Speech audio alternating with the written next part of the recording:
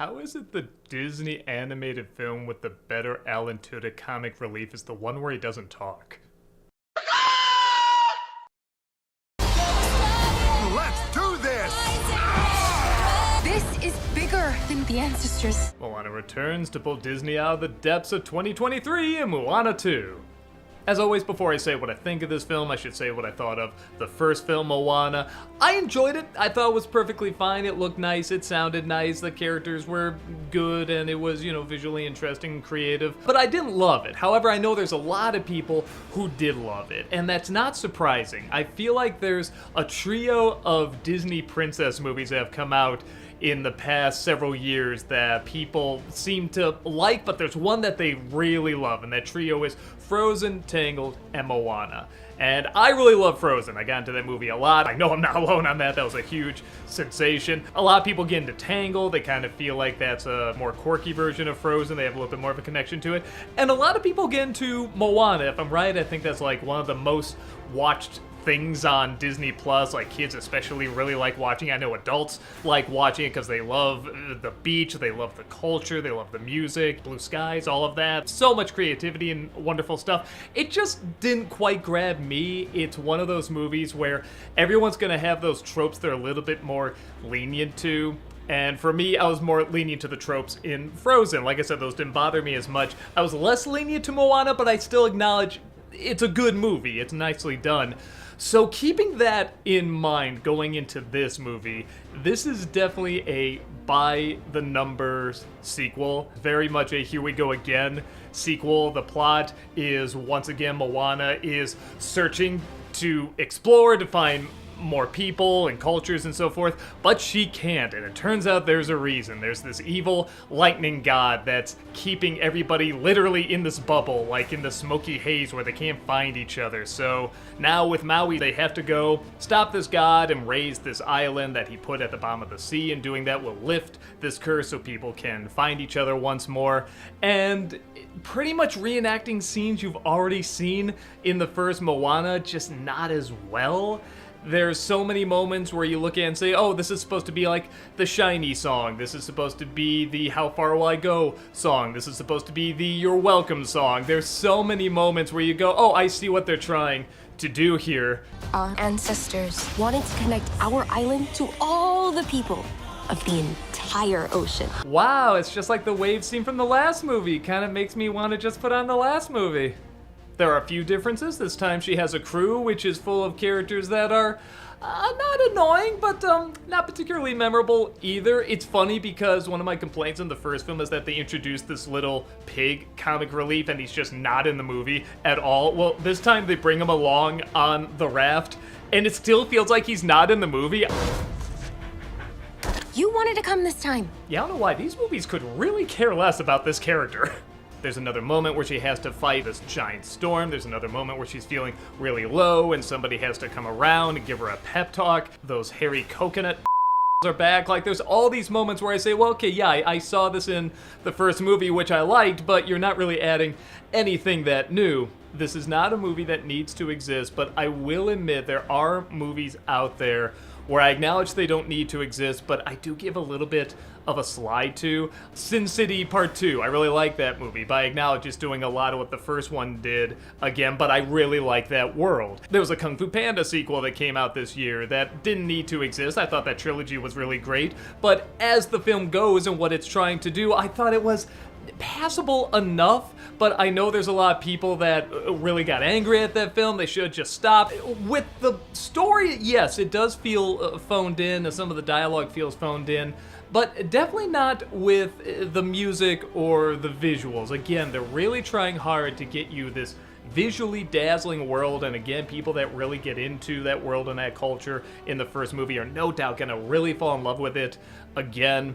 And the movie doesn't feel like it's pretending to be anything that it isn't. I think it knows it's a Here We Go Again sequel, which I'm not a fan of, but at the same time, it's not done horribly. It still looks very nice. It still gives you this world that's very enjoyable to be in. It's got some beautiful animation, some nice music and singing. It's bouncy, it's colorful. I think it'll hold children's attention, but I will admit there's other movies where people have said that before. It's fine, and I've said, no, it's not fine enough for me. Like a film called Ferdinand came out several years ago, and a lot of people gave that a pass, saying, it's good enough, but I needed a little more. It's not like a terrible movie, but I feel like I needed more from it. The Despicable Me sequels, like 4 came out this year, and I thought it was very, very annoying. It was not pleasant to sit through, but I'm sure little kids got through it fine. There's also movies like the Super Mario Brothers movie last year, which a lot of critics didn't like, but a lot of people said, this is totally fine. I was the same. I was totally fine with it. What I'm trying to get across is that I feel like there's going to be a lot of people who find this totally passable, and then there's going to be people who really like the original and may feel a little let down by it, or depending on what this film gets you or what you get out of it, you might enjoy it just enough. It is very nice to see on a big screen. It's a film that's showing, I believe, in IMAX and 3D, and while I didn't see it in IMAX, I could tell it looked very good in IMAX. Little sis! Fix it! That's right, they grew me up. They didn't want the same backlash from Incredibles 2.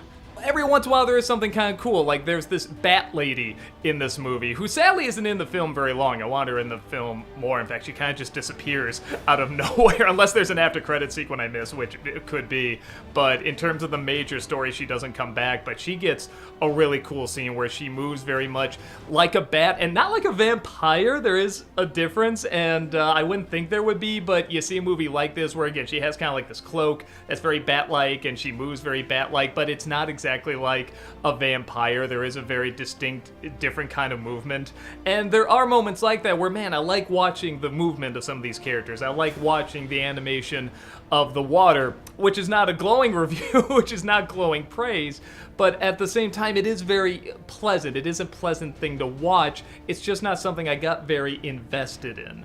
And I think that's going to be the same for a lot of people. It's not that there's no investment. I do want to see, these people find other people. I want to see these characters work off each other. They're, likable enough. I don't want to see anything bad happen to them. And when it gets to the end, there is kind of a nice little moment where when they achieve their mission, I thought the way they show that they succeeded was a very nice way. It's a very pleasant way. So it's a film I can't really say is great. It might be pleasant enough for you. I will say it's not a film I'm gonna go back and see, but I do ask myself in this situation, what is the film trying to do?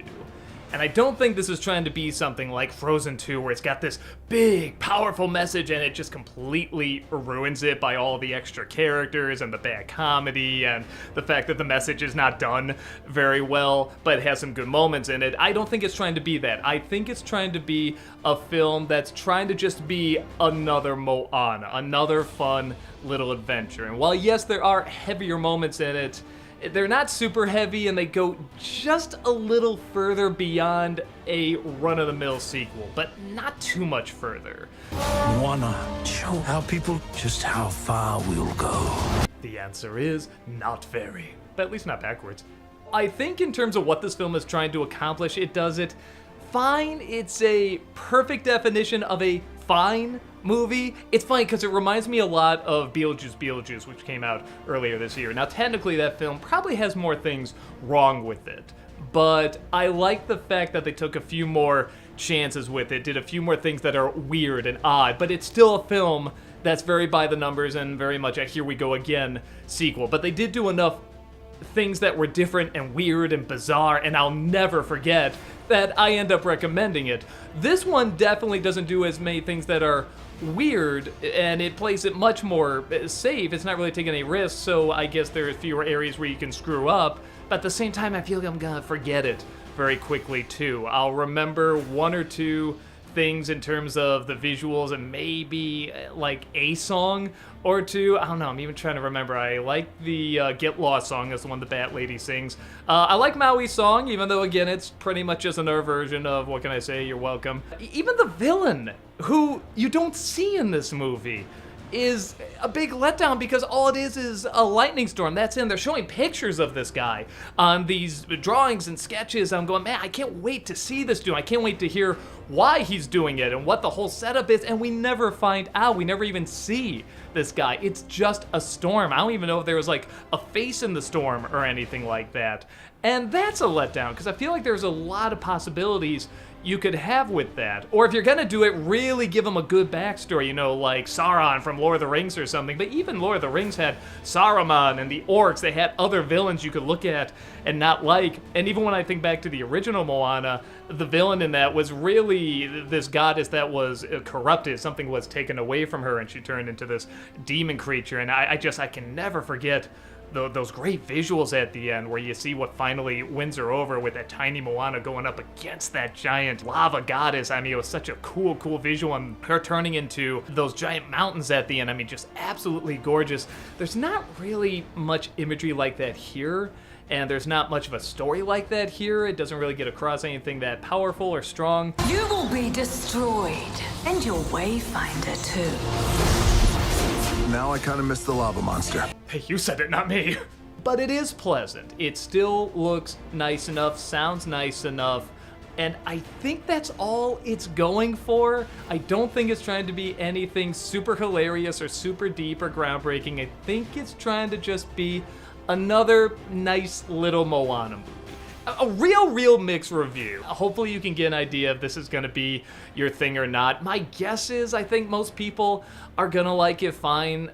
I think kids are gonna like it fine. You just want an hour and a half to put something on, especially over Thanksgiving break, and just have a decent enough time, see bouncy animation, pretty animation, nice music. I think that's what it's going for. I think that's what most people are gonna get out of it, but if you're someone like me who didn't really get into the first Moana movie, that is to say, you acknowledge it's good, you had a good time, there's stuff you're never gonna forget, but it's not one of your favorites, this is probably a film you can skip. If I had to review it just on my own, me personally, I would probably give it 2.5 out of 4. That's kind of a negative review, but almost a positive. But if you're someone that saw the first Moana, it's a 4 out of 4, great movie, you absolutely love it. You'll probably give this a 3.5 out of 4. I can't see that many people liking it more or as much as the first film. So let's compromise and say 3 out of 4 live action remake Maui's. It's a pretty time waster with some clear effort put into it, but if you're looking for more, you're probably not gonna find it. With that said, what did you think? Did you think this was even better than the original? You know, a lot of times I try to say what I think people might think, and many times I'm wrong, so maybe you'll think this is 10 times better. It blows the original out of the water and goes further, and it does do new things, and you just love the direction it went in. Or do you think this is just a complete sellout? It doesn't need to exist. It destroyed what the original Moana was trying to do, and it was absolutely pointless. Or you're like me, you're just right dead in the center, and you say, you know what, there's nothing really that new, but at the same time, I like feeling like I'm just going to the beach and getting some pretty songs, and that's enough for me. Let me know your thoughts, and I'll see you next time. Take care.